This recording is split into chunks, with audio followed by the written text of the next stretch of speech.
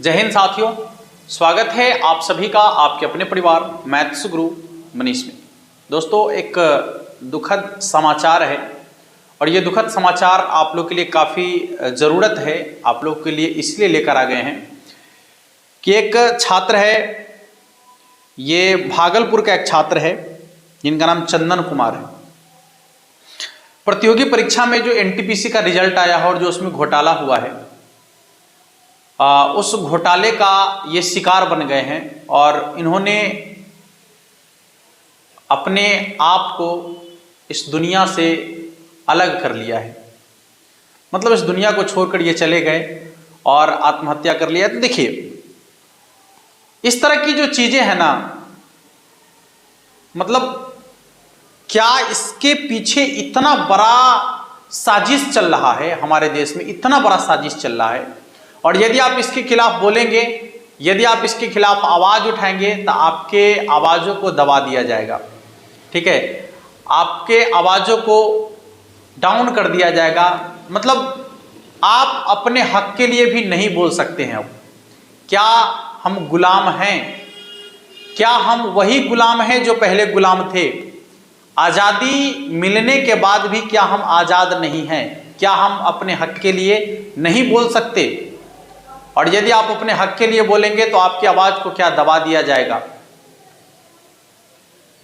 तो जो हमारे देश में ये चल रही है भ्रष्टाचार, और जो भ्रष्टाचार के शिकार बन रहे हैं हमारे देश के युवा, जो बेरोजगारी का हाल झेल रहे हैं हमारे देश के युवा, इस पर क्या विचार किया जाए? कब इस पर विचार होगा? हमारा देश ऐसे ही आगे नहीं बढ़ पाएगा, ऐसे ही हमारे देश के युवा बर्बाद होते नहीं रह पाएंगे। कब तक अपने आप को बर्दाश्त करेंगे? कब तक अपने आप को झेलेंगे? वैकेंसियां आती है 2019 में और उसका रिजल्ट आता है 2022 में। ये तो पंचवर्षीय योजना चल रहा है, 5 साल का पंचवर्षीय योजना, और जब रिजल्ट आता है तो उसमें भी घोटाला होता है।